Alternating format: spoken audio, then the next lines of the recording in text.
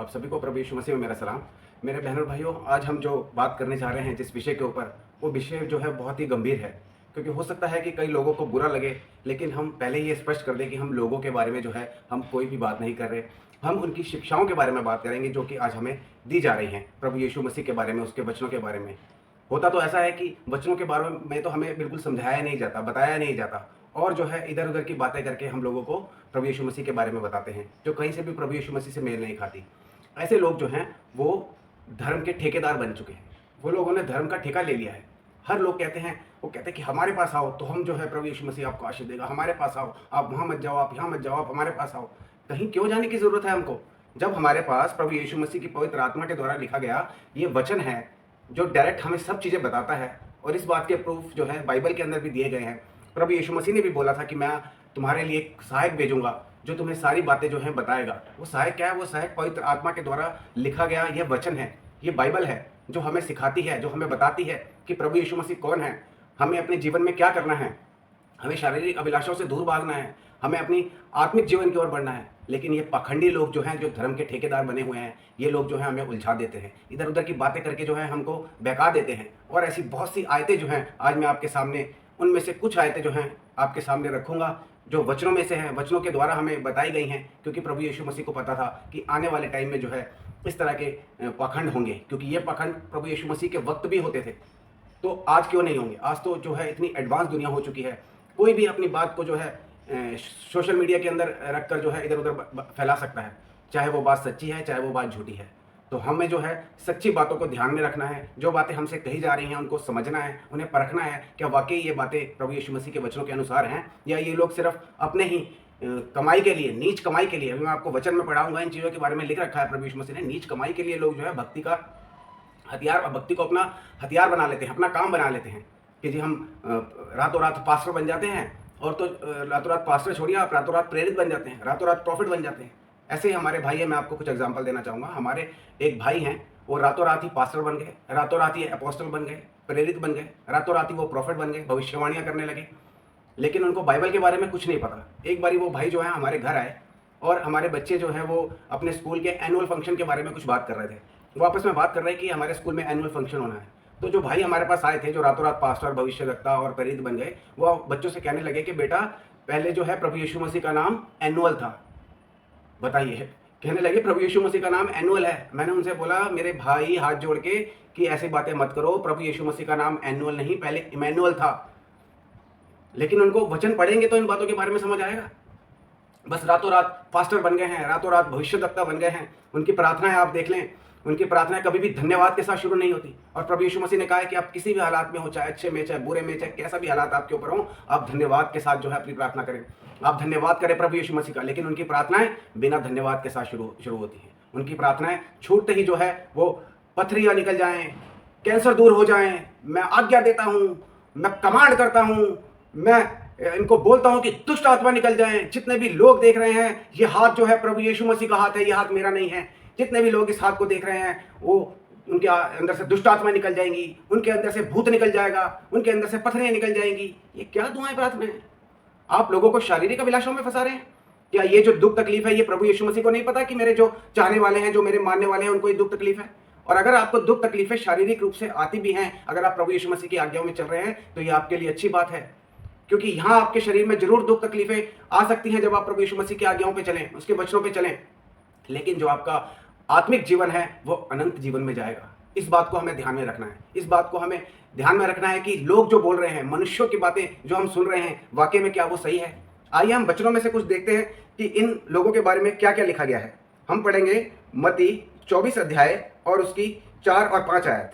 मत्ती उसका 24 अध्याय और उसकी 3 और 4 आयत, 4 और 5 आयत। यहाँ इस प्रकार से लिखा है, यीशु ने उनको उत्तर दिया, सावधान रहो। कितना बड़ा शब्द है ये वचन जो है, ये प्रभु यीशु मसीह की पवित्र आत्मा के द्वारा लिखे गए हैं। हम इनको इग्नोर नहीं कर सकते।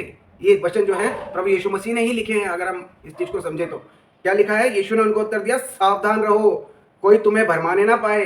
अपने चेलों से कह रहा था, सावधान रहो, कोई तुम्हें भरमाने ना पाए, क्योंकि बहुत से ऐसे होंगे जो मेरे नाम से आकर कहेंगे कि मैं मसीह हूं, और बहुतों को भरमाएंगे।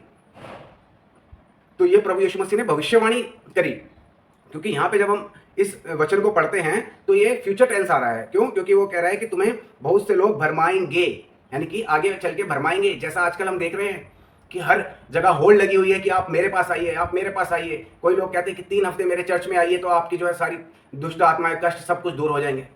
इस ऐसे ऐसे लोग दावा करते हैं, अपने सिर्फ भीड़ बनाने की, भीड़ के चक्कर में लगे कैसे हमारी जो है भीड़ आ जाए। तो इन लोगों के बारे में प्रभु यीशु मसीह ने भविष्यवाणी करी है। इसी बात में आगे हम कहेंगे, मत्ती का 24 अध्याय और उसकी 11वीं आयत लिखा है, और बहुत से झूठे भविष्यद्वक्ता उठ खड़े होंगे और बहुतों को भरमाएंगे। बहुत से झूठे भविष्यद्वक्ता, आजकल हम देखते हैं कि हर कोई रात को सोता है और सुबह उठता है और अपने नाम के आगे प्रॉफिट लगा लेता है, अपने नाम के आगे अपोस्टल लगा लेता है, अपने नाम के आगे पास्टर लगा लेता है, जिसका कोई मतलब ही नहीं है। इतनी बड़ी पद्धति जो इतने बड़े पद हैं, ये ऐसे ही मिल जाते हैं। ये ऐसे ही कोई मतलब रात को सोया सुबह उठा और चमत्कार हो गया उसके जीवन में। ये आज के जीवन में ऐसा लोगों के साथ नहीं है मेरे भाइयों। प्रभु यीशु मसीह ने कहा था, तुम सब आपस में भाई हो, हम एक दूसरे को भाई कहकर बुलाने का प्रयत्न करें, ब्रदर कह के बुलाने का प्रयत्न करें। कहाँ पे लिखा है कि आप किसी को पास्टर कहिए, पादरी कहिए, अपोस्टल कहिए? यहाँ साफ साफ लिखा है, और बहुत से झूठे भविष्यद्वक्ता उठ खड़े होंगे जो बहुतों को भरमाएंगे। आगे हम पढ़ेंगे मत्ती का 15 अध्याय और उसकी 8 और 9 आयत। मत्ती का 15 अध्याय 8 और उसकी 9 आयत। यहाँ इस प्रकार से लिखा है कि ये लोग होठों से तो मेरा आदर करते हैं, पर इनका मन मुझसे दूर रहता है। ये व्यर्थ मेरी उपासना करते हैं, क्योंकि मनुष्यों की विधियों को धर्मोपदेश करके सिखाते हैं। कितना बड़ा वचन, कितनी बड़ी गवाही है जो ये लिखी हुई है ऐसे लोगों के लिए। ये लोग होठों से तो मेरा आदर करते हैं, ये लोग होठों से तो बहुत चिल्ला चिल्ला के कि हम प्रभु यीशु मसीह हम तेरे हैं, और ऐसा भी नहीं कहते हम तेरे हैं, हम धन्यवाद करते हैं प्रभु यीशु मसीह हमारी तकलीफें दूर कर दे, हमारे कैंसर दूर कर दे, और जो पास्टर है वो दुष्ट आत्मा निकल जाए, पथरी निकल जाए, दूर हो जाए सारी इनकी तकलीफें। क्या ये दुआएं प्रार्थनाएं? ये दुआएं प्रार्थनाएं आप मतलब डांट रहे हो पवित्र आत्मा को, आप उसे कमांड कर रहे हो, आपकी वो आज्ञा, आप उसको आज्ञा दे रहे हो कि पवित्र आत्मा तू आ। आप उसको आज्ञा दे सकते हो? आप उसको प्यार से जो है दुआ प्रार्थना को तरीके से करना होता है। प्रभु यीशु मसीह ने कहा है कि अपनी कोठरी में जा, द्वार बंद कर, फिर प्रार्थना कर, गुप्त में प्रार्थना कर। जब जो तेरा पिता गुप्त में है तुझे देखे, तुझे जो है तेरी आज्ञा को सुनेगा। लेकिन ये लोग भीड़ में, सभाओं में ऐसे ऐसी बातें करेंगे। लिखा है ये व्यर्थ मेरी उपासना करते हैं, क्योंकि मनुष्यों की विधियों को धर्मोपदेश करके सिखाते हैं। आजकल लोगों ने जो अपने चर्चिस बिल्डिंग के अंदर जो है अलग अलग विधियां जो है वो डाल रखी हैं। कोई कुछ करता है, कोई कुछ करता है, कोई अपने हिसाब से जो है प्रभु भोज देता है, कभी संडे को देता है, कभी महीने के एक संडे को देता है, कोई साल में एक बार ही देता है, कोई देता ही नहीं है। कोई कुछ और विधियां बना के बैठे हैं, पुलपिट पे खड़े हो जाते हैं तो किसी दूसरे को आने नहीं देते, कहते हैं यहाँ पर पवित्र आत्मा है, यहाँ पे आप नहीं आ सकते, यहाँ सिर्फ पास्टर खड़ा हो सकता है। अरे वो पुलपिट पे कहने का मतलब है कि आप वहां से जो है सुसमाचार का प्रचार करना है आपको, लेकिन आप सुसमाचार के प्रचार के बजाय जो है लोगों को भरमा रहे हैं, व्यर्थ उसकी उपासना कर रहे हैं, होठों से तो उसका आदर कर रहे हैं, लेकिन मन उसके आपके दूर है। क्योंकि आप संडे को आके इतना बड़ा भाषण तो देते हैं लोगों को, प्रभु यीशु मसीह के बारे में इतना कुछ बताते हैं, लेकिन जब संडे का चर्च खत्म हो जाता है, वापसी में आके आप अपने भाइयों से जो है इधर उधर की बातें करने लगते हैं, अपने भाइयों से बैर रखते हैं, अपनी बहनों से बैर रखते हैं, अपने रिश्तेदारों से बैर रखते हैं, अपने माँ बाप से बैर रखते हैं। तो उस उपासना का क्या फायदा? इसलिए प्रभु यीशु मसीह कह रहा है कि ये होठों से तो मेरा आदर करते हैं, लेकिन इनके मन जो है मुझसे दूर हैं। तो इन बातों को हमें समझना है मेरे बहनों भाइयों, क्योंकि बहुत से लोग जो है आजकल, मैं आपसे दोबारा कह रहा हूँ कि ये धर्म के ठेकेदार बने हुए हैं। चाहे कोई भी धर्म है, उस धर्म में अगर आप उसके पवित्र शास्त्र को पढ़ेंगे तो वो चीजें नहीं लिखी हैं जो वो लोग बताते हैं। वो लोग जो हैं अपने फायदे के लिए आपको उन चीजों को घुमा फिरा कर उल्टा सीधा कर बताते हैं, और आप लोग जो है उनकी बातों में फंस जाते हैं, और आप लोगों को कुछ प्राप्त नहीं होता, लेकिन वो लोग लाखों में, करोड़ों में, अरबों में खेलते हैं बाद में। उन्होंने भक्ति को कमाई का द्वार बना रखा है, और आप लोग उलझ जाते हैं उनकी बातों में। पवित्र वचन जो है, पवित्र बाइबल जो है, इसको पढ़ते नहीं, उनकी बातों में उलझ के रह जाते हैं। आइए हम एक और आयत पढ़ेंगे, दूसरा तीमुथियुस 4 अध्याय और उसकी 1 से लेके 5 आयत तक। दूसरा तीमुथियुस 4 अध्याय और उसकी 1 से लेकर 5 आयत तक। यहाँ पे जो पौलुस है वो तीमुथियुस वहाँ पे है, और उसकी कलीसिया के लोग जो हैं, जो परमेश्वर की कलीसिया के लोग हैं, उनको बता रहा है कि परमेश्वर और यीशु को गवाह करके, मतलब एक तरह से वो उसको बता रहा है कि ये गवाही है प्रभु यीशु मसीह की। कह रहा है परमेश्वर और मसीह यीशु को गवाह करके जो जीवते और मरे हुओं का न्याय करेगा, और उसके प्रकट होने और राज्य को सुधि दिलाकर मैं तुझे चेतावनी देता हूँ। और उस कह रहा है मैं तुझे चेतावनी देता हूँ, और किसको गवाह जानकर? परमेश्वर खुदा को और प्रभु यीशु मसीह को गवाह जानकर। इतनी बड़ी गवाही जब प्रभु यीशु मसीह की कोई दे रहा है और हमें चेतावनी दे रहा है, तो हमें उसे समझना चाहिए कि क्या चेतावनी है। आइए हम आगे पढ़ते हैं। लिखा है कि तू वचन को प्रचार कर, समय और असमय तैयार रह, सब प्रकार की सहनशीलता और शिक्षा के साथ उलाहना दे, और डांट और समझा। शिक्षा के साथ उलाहना दे लिखा है, लेकिन शिक्षा हमें कैसे मिलेगी? जब तक हम पवित्र बाइबल जो है वचन इसे पढ़ेंगे नहीं, तब तक शिक्षा हमको कैसे मिलेगी? तब तक हम बस लोगों की बातों पर ध्यान लगा के रखेंगे। आगे लिखा है, क्योंकि ऐसा समय आएगा कि लोग खरा उपदेश ना सह सकेंगे, पर कानों की खुजली के कारण अपनी अभिलाषाओं के अनुसार अपने लिए बहुतेरे उपदेश बटोर लेंगे और अपने कान सत्य से फेरकर कथा कहानियों पर मन लगाएंगे। पर तू सब बातों में सावधान रह, दुख उठा, सुसमाचार का प्रचार कर और अपनी सेवा को पूरा कर। क्या लिखा है, क्योंकि ऐसा समय आएगा कि लोग जो है खरा उपदेश ना सह सकेंगे। खरा उपदेश क्या है? खरा उपदेश यही है जो पवित्र वचन है, ये लोगों के बारे में, जो धर्म के ठेकेदार हैं उनके बारे में लिखा गया है। लेकिन वो लोग जो है इन चीज़ों को नहीं पढ़ाते, इन चीज़ों के बारे में नहीं बताते, क्योंकि अगर ये इन चीज़ों के बारे में बता देंगे तो उनकी दुकान बंद हो जाएगी, उनके पास कोई नहीं आएगा। ये उनके लिए दुकान है, बिजनेस है जो उन्होंने खोल रखे हैं। हमारे पास आइए, हमारे पास आइए, आप वहाँ मत जाइए, यहाँ मत जाइए। कहने का क्या मतलब है किसी को? अगर आप किसी को कह रहे हैं यहाँ मत जाइए, वहाँ मत जाइए, तो उसको ये भी मत बोलिए कि यहाँ आइए। आप उसको बोलिए कि वचन पढ़िए, बाइबल पढ़िए, तब आपको समझ में आएगा कि क्या है और क्या नहीं है। और बाई चांस अगर कुछ नहीं आता तो आप लोगों से पूछ सकते हैं। बहुत सारे लोग हैं आज जो वाकई में ही इस वचन को सही तरीके से प्रचार कर रहे हैं, जो वाकई में इस सुसमाचार का प्रचार कर रहे हैं, लेकिन लोग सिर्फ बीमारियां दूर करने में, शैतानियों को दूर करने में, दुष्ट आत्माओं को दूर करने में, आश्चर्य कर्मों को दूर करने में लगे हुए हैं। वो इस बात से नादान है। तो लिखा है, अपने कान सत्य से फेरकर कथा कहानियों पर लगाएंगे। सत्य से मतलब सुसमाचार जो है प्रभु यीशु मसीह का, कि प्रभु यीशु मसीह हमारे पापों के लिए मारे गए, गाड़े गए और तीसरे दिन मुर्दों में से जी उठे। जो कोई इस पर विश्वास करे, बपतिस्मा ले, उसका उद्धार होगा। ये सुसमाचार है, ये हमारे लिए खुशी का सुसमाचार है।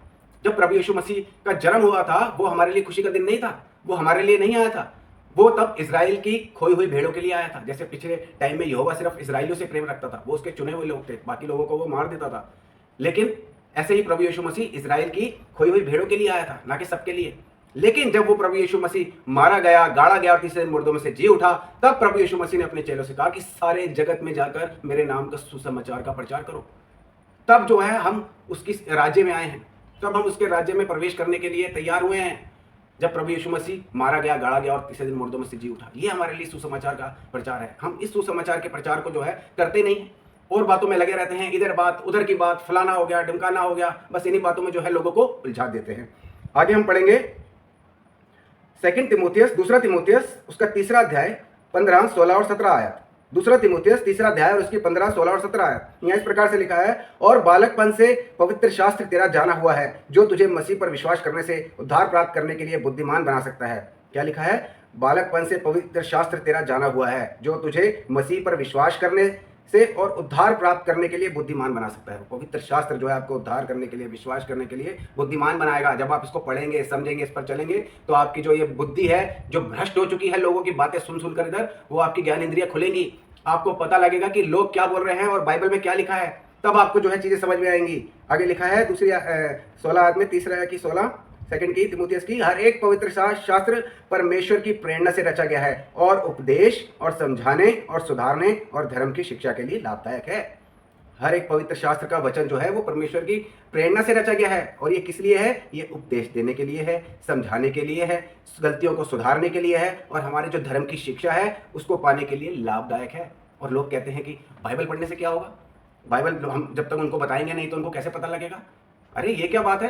जब तक वो पढ़ेंगे नहीं तो उनको समझ कैसे आएगा? जानबूझ के उनको बाइबल पढ़ने से रोकते हैं, क्योंकि ये सोचते हैं कि हमें सब कुछ पता है, हम पादरी हैं, हम पुलपिट के ऊपर खड़े हैं, हम पास्टर हैं, हम अपोस्टल हैं, और हमें सब कुछ पता है, हम बहुत बड़े ऐसे हैं कि बहुत बड़ा आश्चर्य कर्म कर सकते हैं। गुस्सा आता है मेरे भाइयों बहनों इन लोगों के ऊपर। ये लोग जो हैं लोगों की संगति को बिगाड़ रहे हैं, प्रभु यीशु मसीह के सुसमाचार को बिगाड़ रहे हैं। इन लोगों से सावधान रहने की जरूरत है।